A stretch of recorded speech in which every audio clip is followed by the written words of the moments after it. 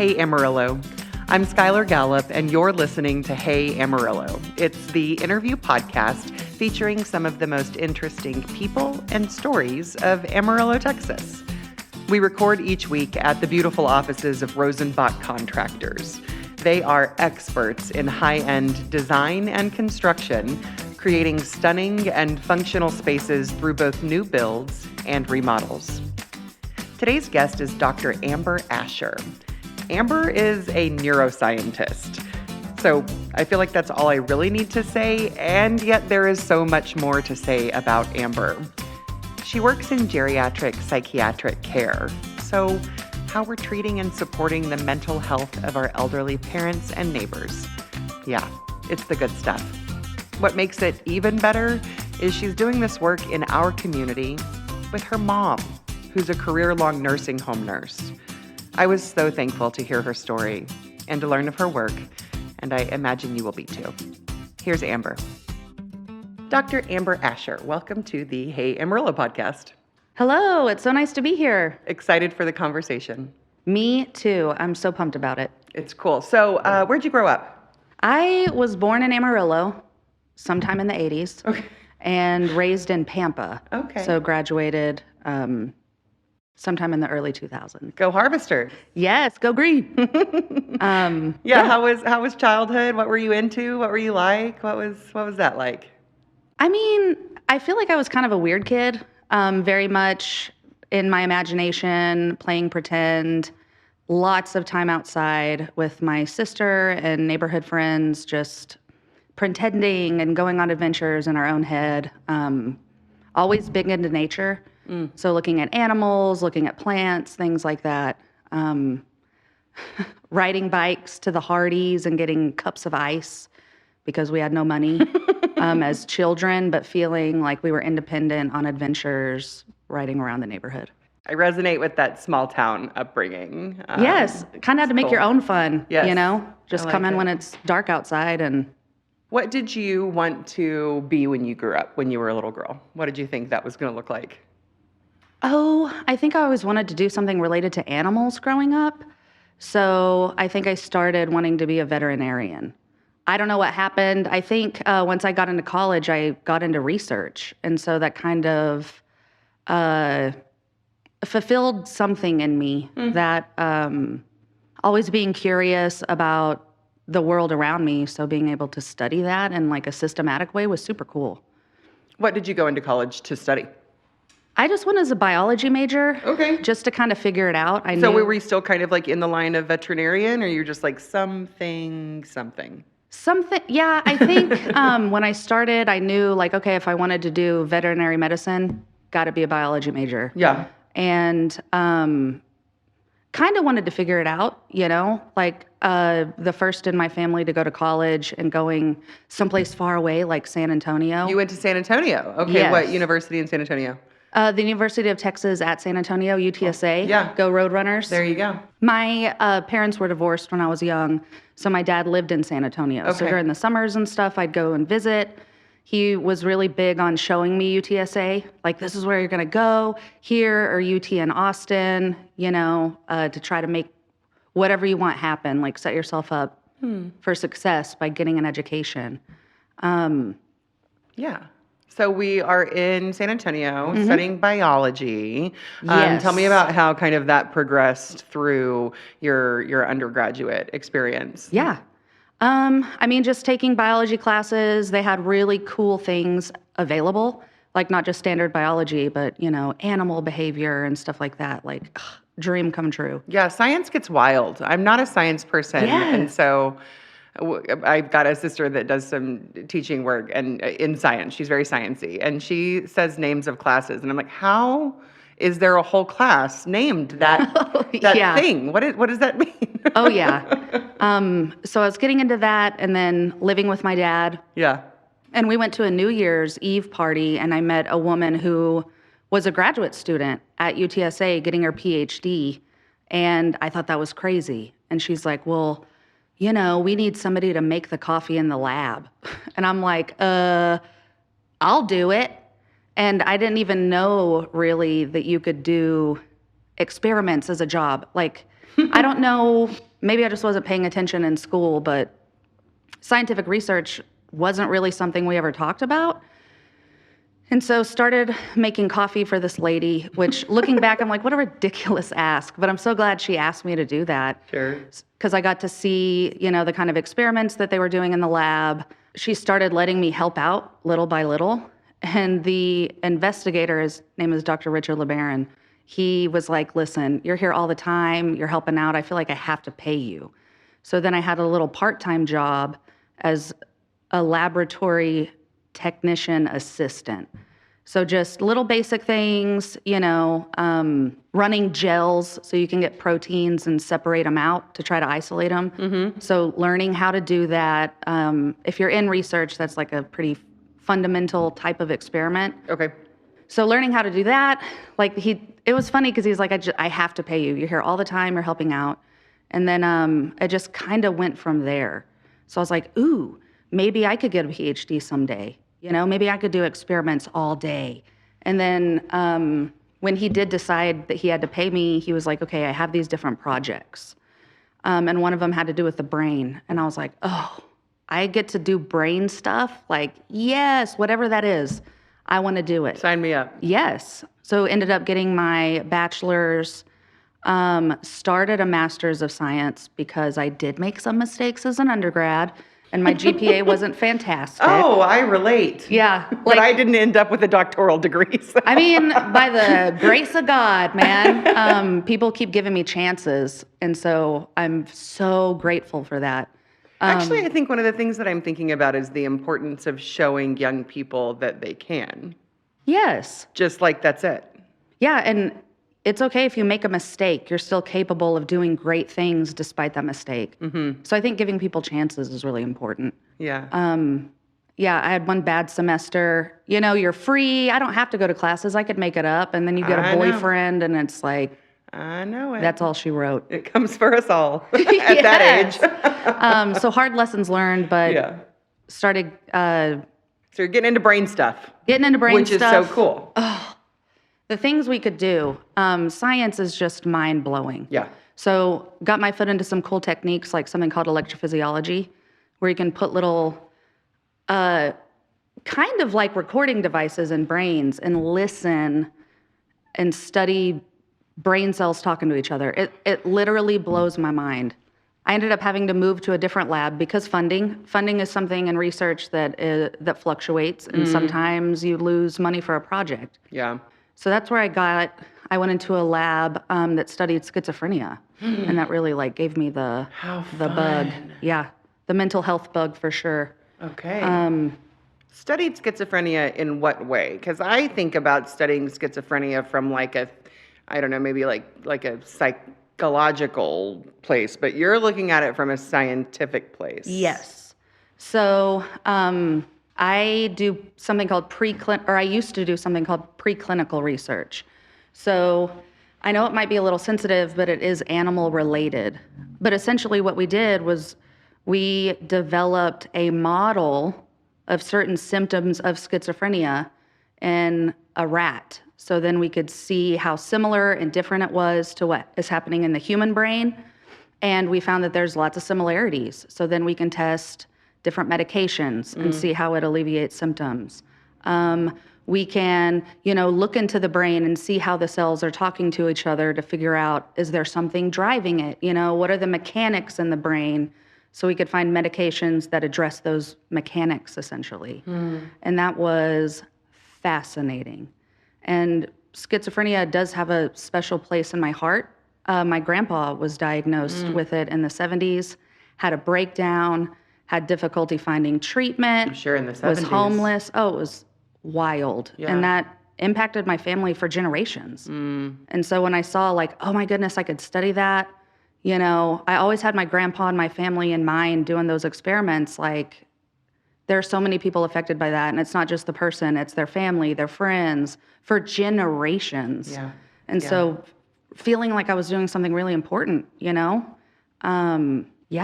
so it was really exciting.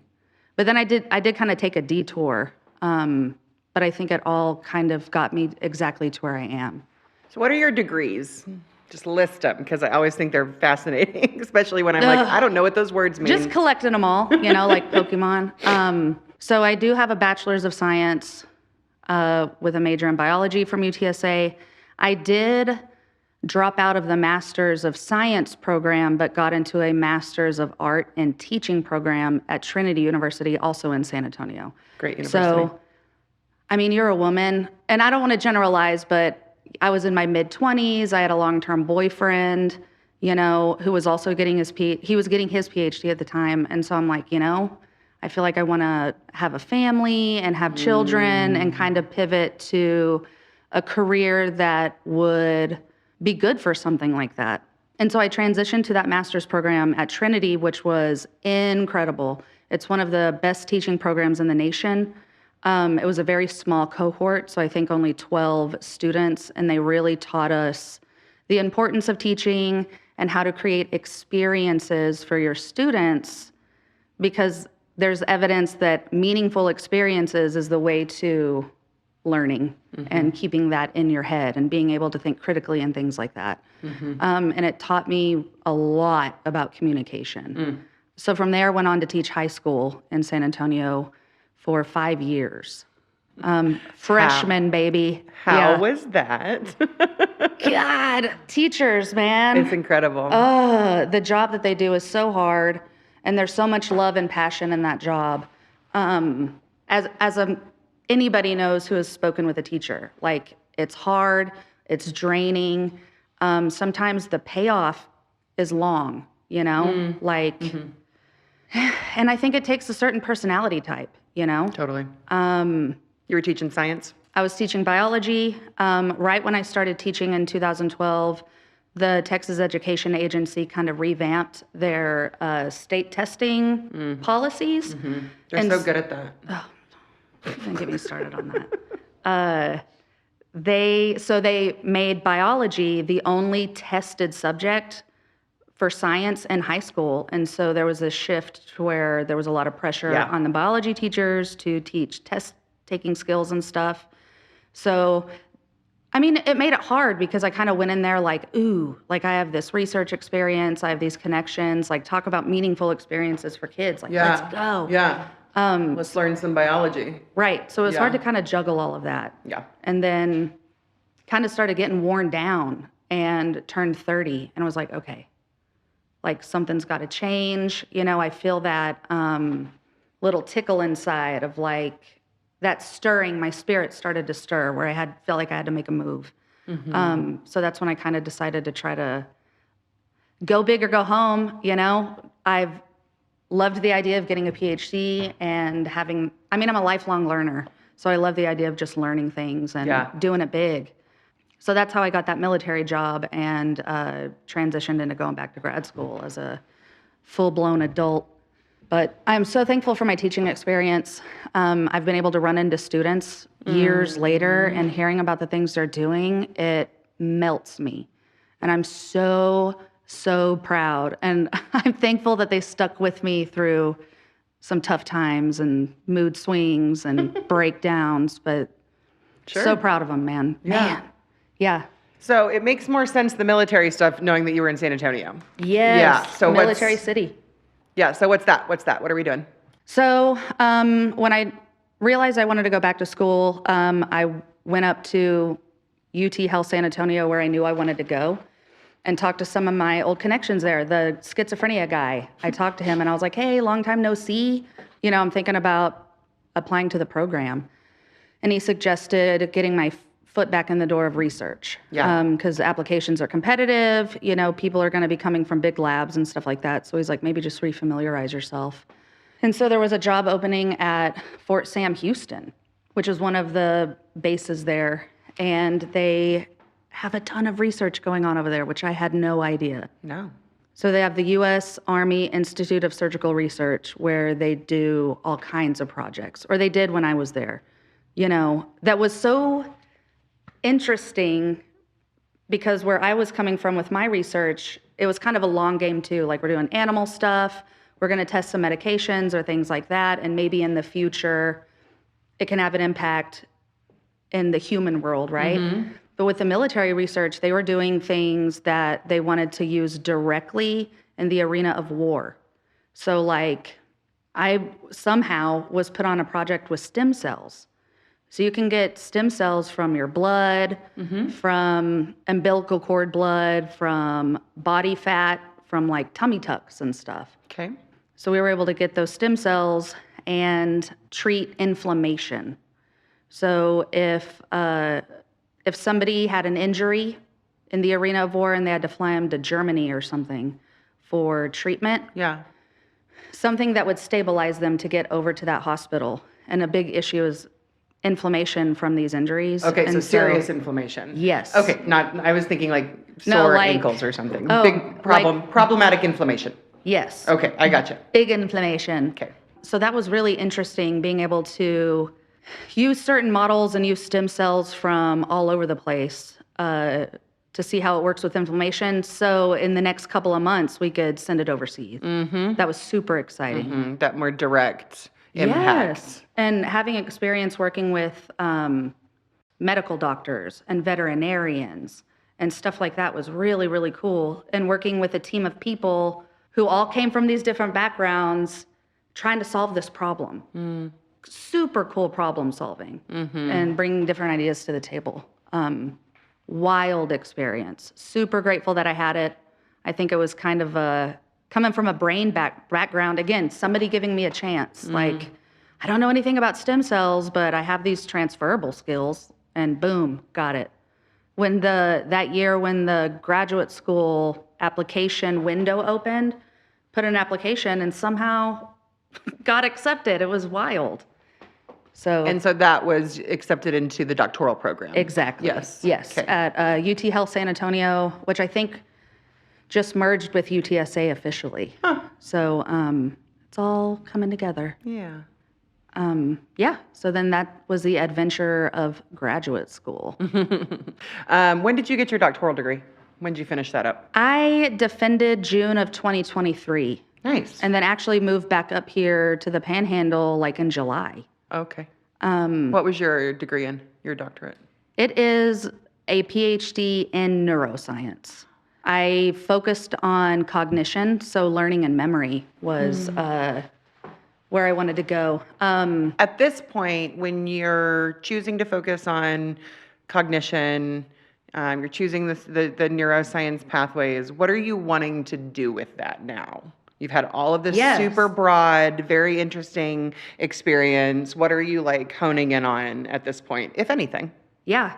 Oh no, I am pretty laser focused. I like that. want to use all of this experience and knowledge that I have for education, to be honest, but not in a college setting, not in a high school setting, but for regular people.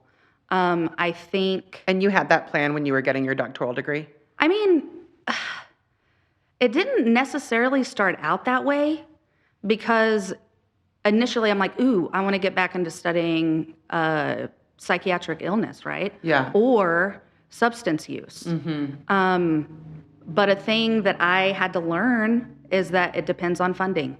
So if that lab that studies schizophrenia has money for a graduate student, great. But just at the time that I applied, some of my options were super limited. So I'm like, okay, let's just get into a lab that studies like learning and memory. And I won't be bottlenecked, because sometimes I think students are afraid of that, if they have to kind of make a sacrifice, I guess, or a compromise on the lab that they want to work in or the topic they want to study. There's still ways that you can pursue your topic of interest without feeling like choked up. Yeah, it's like navigating those systems. Exactly, because it can be tough, especially if it's completely new to you. All of that seems very complicated. Yeah. So I mean, and grad school's hard, man. Good Lord. Yeah. Like one of the hardest things I've ever done. And it was really hard going back to school. In my mind, I'm like, oh, I was a teacher. I know my learning style. No. So once I got into graduate school, finished my classes, I was just focused on my project, like just, because we're all given a project that we have to do. We have a question that we have to try to answer. What was yours? I was actually looking at how chemotherapy and having a tumor that's not in your brain can impact your learning and memory. There's lots of reports in humans that, again, it can be very hard to relate human experience to what's happening in animals, because when you get cancer, it's emotional, it's psychological on top of being physical. Yeah. But there is evidence that when somebody gets chemotherapy, because it's a heavy hitter, right? Yeah. And a lot of the time it's systemic. So that can have a negative impact on your brain and kind of make cognitive issues from stress and stuff worse. Is this the chemo brain? It is. I've exactly. heard this. Yes, that is exactly what it is. Okay. And in some cases, it is one of the most, it's a really bad side effect. And in some cases, it can persist years and years after treatment is stopped. Wow. So I created a model of prostate cancer in a rat.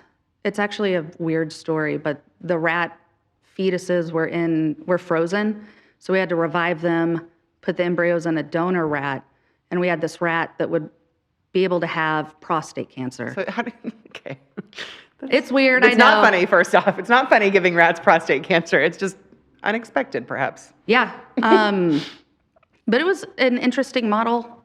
So then I would treat that cancer with chemotherapy that humans get when they have prostate cancer, right, and then run them through different cognitive tests to see how their memory was. I was skeptical when I took on the project because it seemed unrelated to some of the things I wanted to do.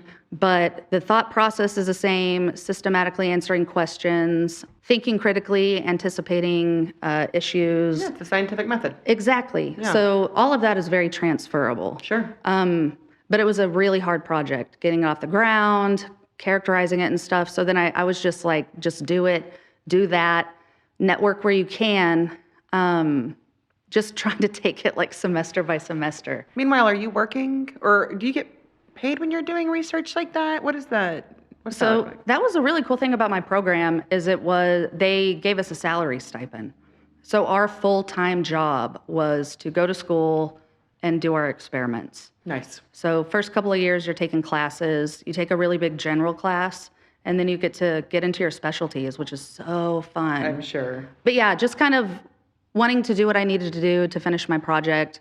That last year, I really tried to network. I knew that I didn't, like, something hit me, and I was like, okay, maybe being an investigator and doing these kind of experiments all day might not be for me. So yeah, the idea of doing experiments all day, but it's so much more than that.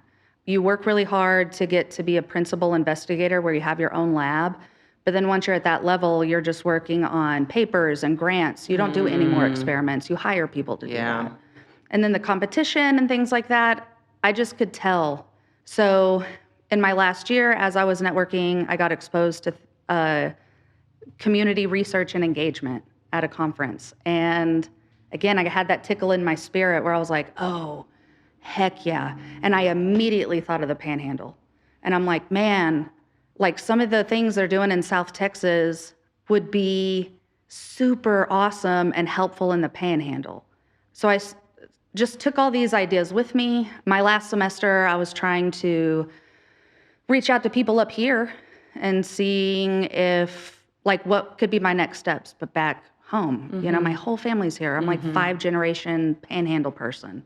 So I'm like, okay, how can I bring these ideas with how people are educating the community, how they're looking at better health outcomes just from educating them and telling them where to go, and, you know, pooling resources and letting people know if they need help, go here, go here, go here. So then, yeah, hightailed it up to the Panhandle. My mom did have a little health issue. She, like 2 months before I defended, she started having seizures out of nowhere. Yikes. And it was super scary. Yeah. So, you know, as soon as I defended, I moved in with her because she pretty much needed a caretaker. And trying to navigate, okay, are there neurologists here in town?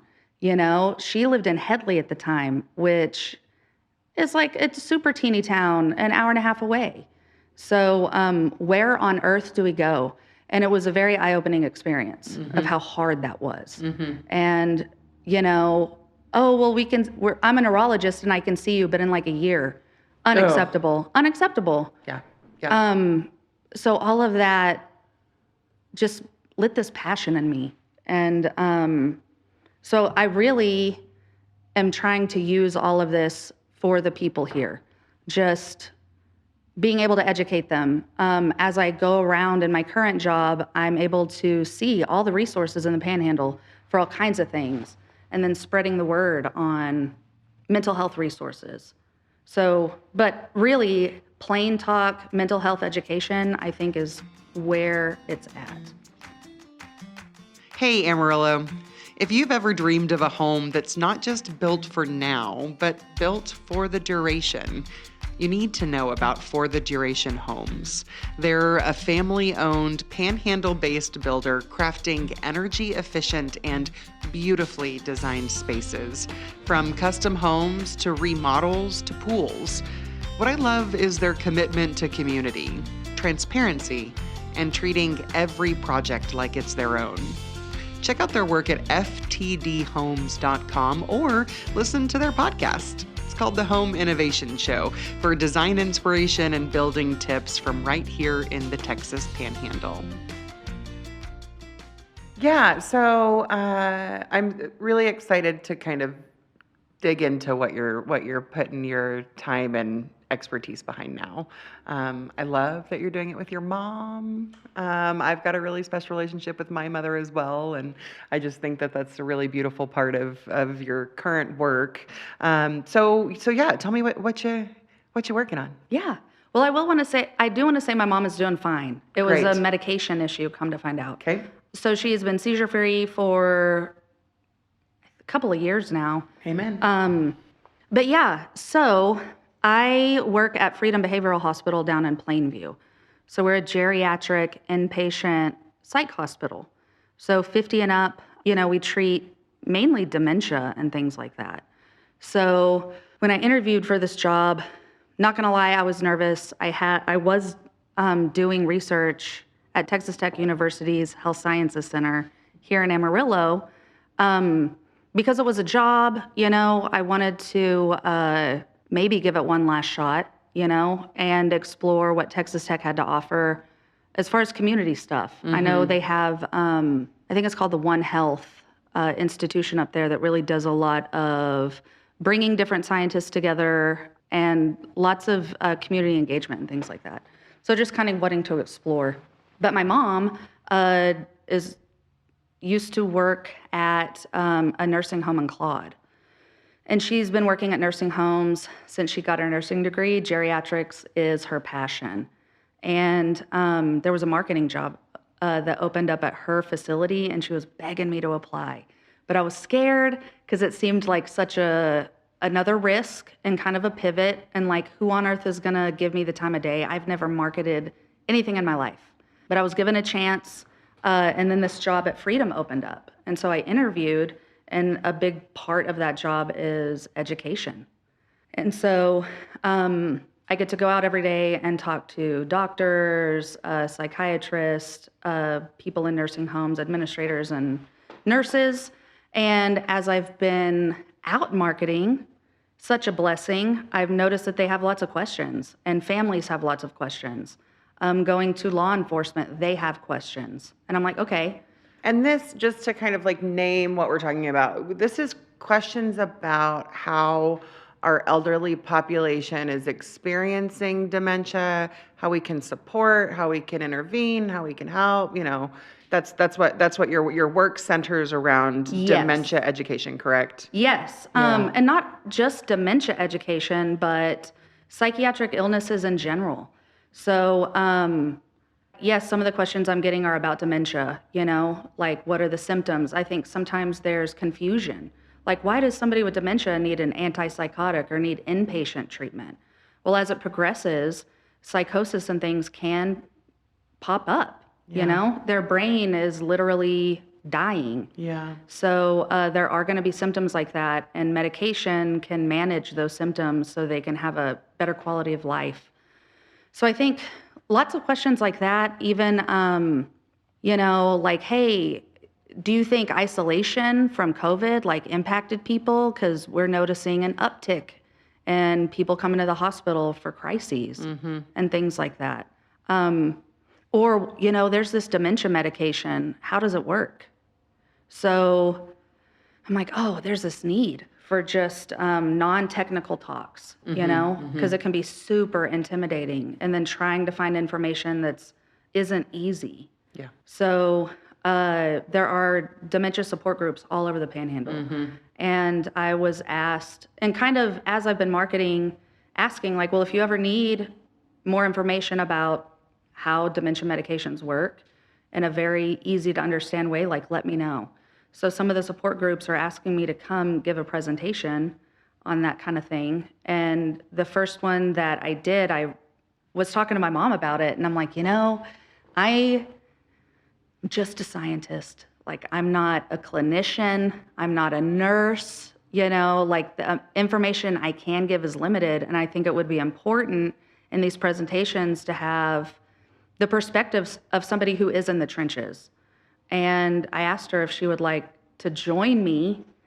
I set up an open to the public event in Canyon on a weekend. And I'm just like, come, we're going to have a plain talk discussion about dementia. And so I kind of told her my ideas. And, I'm like, what is your perspective? Like, you've been in elder care, you've worked in memory care. Is there something you would want the people to know? Or like things you've learned along the way that you could tell them, just from your perspective. Yeah. And she loved it. We got great reception there. We've been invited to other dementia support groups, and we've started doing that. And I would love to wrangle in other people, like a psychiatrist, like an actual caregiver. Right. Even maybe somebody from the Area Agency on Aging, to talk about resources, because there are resources in the Panhandle that I think people don't necessarily know about.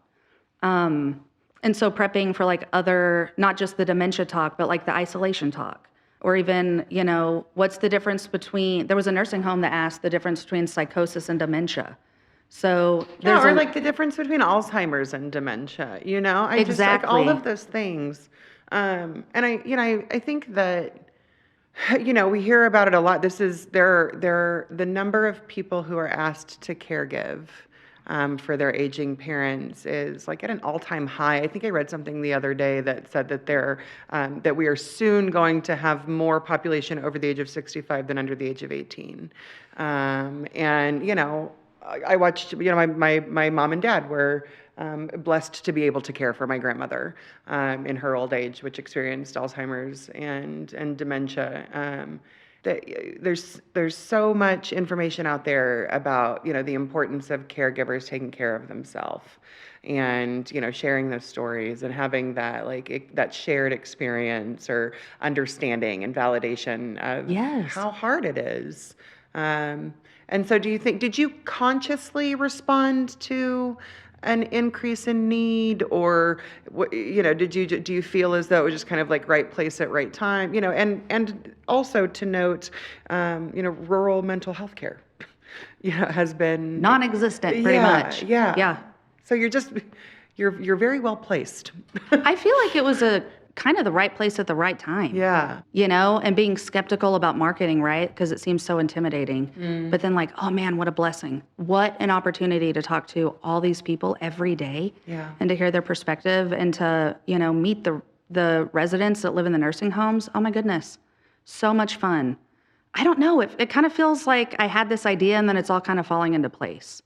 And being able to network with people, like talking about mental health care in these rural communities, the Panhandle Behavioral Health Alliance has a bunch of data on that. Like how long it takes if you call a doctor in this rural community, how long it takes for you to get information on where to get psychiatric help and stuff like that. Like there's so much room to grow and improve. So that's kind of exciting. Like, okay, again, my scientist brain, like, let's solve this problem and let's work together, and seeing communities come together. There's lots of mental health little task force that are popping up in these different counties where they're talking about data. They're brainstorming ideas on how to get people help in time-efficient manners and, How are we going to get them down to Amarillo? Because a lot of times it's a drive. And the counties are kind of limited on if they can drive somebody when they're in a crisis. So watching, off-duty police officers come together in their own time to form a schedule. Like, okay, if somebody's in crisis on this day, I got you. I'll drive them to Amarillo. Incredible. Warms my heart. Well, and it may not be geriatric related, but True. thankfully, they're at least driving them to Amarillo, whereas, a lot of times they just end up in a jail cell. Oh, without a doubt. Which is tough. Yeah. Not best. And then, not getting any treatment, just kind of exacerbating what that person's going through. So yeah, I definitely think right place at the right time. So thank goodness, because I've been praying about it, man. Like, okay, there's this drive in me and these ideas. Like, I feel like I know what I'm supposed to do. How do I make it happen? And Well, so then it may be a little bit more than coincidence. Again, I'm still a scientist, so, but I'm... Causality, yeah. Yeah, so super proud, very excited about opportunities ahead and What are getting some better. of the things that you find when you're kind of having these real talks in communities? What are some themes or common experiences, maybe aside from lack of access, Yeah. that you all are starting to identify? I think there still is kind of a stigma, Yeah. We're a tough people, man. Yeah. And so we like to pull ourselves up by the bootstraps and keep on doing what we have to do. So I think sometimes that does prevent people from getting help or even asking questions like, is this normal to feel this way? Yeah. Or even their family members, I know something's wrong, but they're a member of the community and I don't want to shame them by having them get treatment, So I think, again, I see it as kind of like an educational opportunity. Am I going to be able to convince everybody on day one to go talk to your doctor? No. But, we got to start small and chip away at that stigma, But that is a big one, is kind of fear of getting help because they don't want to look bad. They don't want to look quote unquote crazy. They don't want their neighbors to think something, So I think just fear and misunderstanding and about going to get help and when to go get help, and it's all right, Yeah. Just like your primary care physician getting checkups, it's okay to check on your mind. And especially knowing, you were talking about the statistics, and we're going to have this booming population of geriatrics. Dementia is coming for us, so just learning more about it, learning different ways to keep our brain healthy, always learning new things, I think is really important. Puzzles, games, exposing yourself to new things. The older we get stubborn, and, I listen to the same playlist I've been listening to since 2004. So just exposing myself to new novel things, encouraging people to do that. But stigma for sure, commonality. Yeah. So you and your mom are doing this work together. We're doing it. That's so cool. And is it just kind of is this informal? Like you guys are just putting this stuff together, or is it through the facility in Plainview that you work through, or are y'all spinning off a side hustle? What's that look like? My facility, Freedom, Yeah. obviously they encourage me to do this. Yeah. And I'm finding that other facilities want to sponsor. Cool. I think we're trying to keep it informal because, again, my big thing, and I'm wrangling my mom, is accessibility. It has to be accessible. I think there's lots of mistrust in the scientific community and in things like that, especially right now. So I don't want anybody to be intimidated. I don't want anyone to have a preconceived idea because I am a scientist and I am a doctor. I don't want to be intimidating. So keeping it, in my opinion, as informal and approachable as possible. Of course, if somebody wants a more technical talk, we can for sure do that. Yeah. So I try to do something twice a month through my job. But I think sometimes in the evenings and on weekends, that would be accessible for some people. So we're trying to open it up. I guess making it a side hustle, because we both know how important it is. So just trying to make it happen, What do you hope comes from this effort? I hope that, I guess in the end, better health outcomes, meaning people aren't afraid to talk to their PCP and ask questions. They have a better understanding of like what types of questions to ask and how to advocate for themselves and their loved ones. And that over time, that will lead to people being healthier. And, from a hospital perspective, a decrease in like emergency detentions because people are in crisis, where they can recognize signs beforehand or their loved ones recognize signs to get them help before it turns into that much of a full-blown crisis. I think patient advocacy is so important and so complicated and difficult to learn how to do. And I think whenever you said know the right questions to ask, that's a lot. That's a lot right there, in times when you've got a loved one, first off, who you're lucky enough to be able to advocate for, right? Because I always think of all of the people laying in hospital beds with no one sitting beside them. 100%. Pushing those doctors. And it's difficult to try to learn what even question to ask. Oh, yeah. And it can be intimidating and stuff like that. Oh, for sure. Just building confidence, I think, in people. Their scientific confidence, When you think about some of the issues that our elderly population is experiencing, what are like some top line kind of like, if you don't do anything else, do this to take care of your health in general, but like particularly mental health in our geriatric population? Oh, man. Let me think. So I know, like I mentioned before, novelty, learning new things, experiencing new things is important. And checking regularly on your loved ones. I think sometimes with dementia, it can be little changes, And I know people are living their lives, man, and it can be so hard to do that. But if you are blessed enough to be able to do that, so you can identify little changes and get it early. Because sometimes like, I'm not seeing mom or dad until Christmas. And then by Christmas, they're like, whoa, they're acting different and they're having some issues, like they need some help. So regular check-ins, checking in on your loved one. If your loved one is in elder care or something, go up there, go see them, go talk to the nurses, checking in on them for sure. And for elderly too, isolation is a big one. So I know I think it's Axe downtown. They do meals for seniors. And they're trying to start a program like for Meals on Wheels. Like you don't just drop off the meal, but you go sit and eat with them, talk to them. Just that engagement.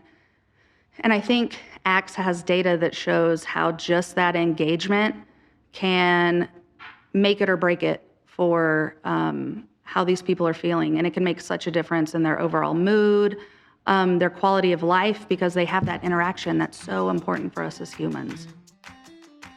If you're starting or growing a small business and need some cash, let me tell you about Amarillo Venture Capital. They are a Hey Amarillo sponsor. They're locally owned, and what makes them different is they don't just invest in businesses. They invest in people. So whether you need $5,000 or $50,000, they offer flexible asset-based loans, often with funding in a week or less. And it's not just the money. They can connect you with their local network of legal, accounting, and business resources to help you succeed. Check them out at amarilloventurecapital.com. Okay, I'm back with Amber Asher. Amber, this is the part of the show we call 8 Straight. Let's go. Let's do it. When you think of Amarillo 10 years from now, what do you hope for? I would hope for more mental health resources for sure, especially for the outlying counties. The new hospital coming online should make your heart happy. I am very happy about that, actually. That was a long fight. That was difficult to get up here. Yes, I didn't even think about that. You're absolutely right. Yeah, that's going to be a big resource. Yeah. So I hope that's up and going. Yeah, just helping the people out. Totally. More access. 100%. When was the last time you went to Paladero Canyon? Oh, I went this fall. Okay. I love taking nature walks. So I actually need to go back out there before it gets too hot. But I know. if I could be there every weekend, I could. Those are the two windows for me too, fall and spring. Yes. And I go a whole lot during those 2 times because I go 0 times when it's 125 degrees out there or when it's freezing cold. Yes. I made, so that was one of the first things I wanted to do when I came back here. And so I wrangled my brother and I'm like, oh, we got to go on a nature walk, but I promise it won't be strenuous. But we went when they had it all closed for hunting, except like the hardest trail. So we were like on the side of the wall, and I'm like, you know what? We can turn around. Yeah. Lovely nature walk. That's funny. Sorry, brother. Okay. Other than wind, what does this area have too much of? Maybe this is because I haven't been here for so long. There's too many people using the middle turning lane as a merging lane. I've never seen that. I do that. I mean, well, then I'm sorry to call you out, girl. I did that this morning while I was dropping my kids off at school. Well, I'm like seeing these people ride beside me and I'm like, just give me a second, man. I'm about to pass you. That's so funny. I like it. Like Coulter, I'm like, people. Okay, well, I'm sorry. I accept your apology. I love but I'll that. be watching. That's really funny. That's right. No, I know. What do we not have enough of? Oh, man. I would like to see more water stuff. Oh, like what? What do you mean? Like pools and stuff? Pools, a water park. I used to go to Lake Greenbelt all the time as a kid. Mm-hmm. So just more water fun. Yeah. I like water fun. It's hard because we don't have a lot of water.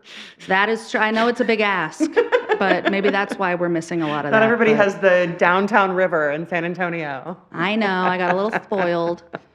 What's your favorite local building? Oh, man, I love the Barfield. Yeah. Holy moly. Beautiful. Gorgeous. Their little speakeasy is awesome. The like modern cowboy decor. Ugh, obsessed. It is. It's really lovely. And favorite local restaurant? Oh, Jorge's.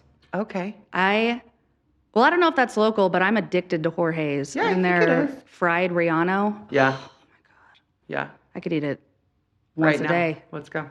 Clear that plate for sure. Okay, you've got 4 hours to spend with someone who's not been to our city. What are you doing? For sure, the canyon. Okay. For my nature people, I would love to take them to the speakeasy because it's just so cool. I mean, come on. It really is. Cool, romantic. I love it. Mysterious. Mm-hmm. And we would absolutely be hitting up 6th Street for the thrift stores. Yes. Spend the rest of the day there. It's great. More than 4 hours for sure. Yeah, that's great. Finally, what do you think people get wrong about Amarillo? I mean, we really are a friendly group of people. I think sometimes people get the impression that we're isolated and, no outsiders and things like that. But the way I've seen people go above and beyond for their neighbors or people from out of town or helping people that are just driving through who have an issue on like I-40, we very, very friendly, would give you the shirt off their back, to help you out. So stop by, it really is warm and welcoming. Yeah. For sure. Okay, Dr. Asher, I like to wrap these guys up by offering my guests an opportunity to endorse something. What would you endorse for listeners? Absolutely. I would like to endorse the Walk to End Alzheimer's. It is August 29th, starting at 9 a.m. at Sam Houston Park here in town. We are trying to raise money for the cause. The Area Agency on Aging, if you wanted to make a donation, you could stop by there. But we would love to see you at the walk. It's going to be really cool. We'll have stations where you can learn about brain health and different ways that you can stay healthy. So come and see us. It's going to be great. Good cause. We're going to walk and raise some money. Thank you so much for your work in town and for sharing your knowledge and for being on the podcast today. It's been really interesting. I loved it. And thank you for doing what you're doing. Aw. Very proud. Thanks. So proud of my hometown. We'll keep it up. Okay, that concludes the episode. Thanks to Amber for the interview. Thank you to For the Duration Homes and Venture Capital for supporting the podcast, and to Broderick Adams for editing every week. Executive producers on this episode are Gary and Linda Pittner. And thank you for listening. This has been episode 449 of Hey Amarillo. My name is Skylar Gallup, and we hope you'll listen next week.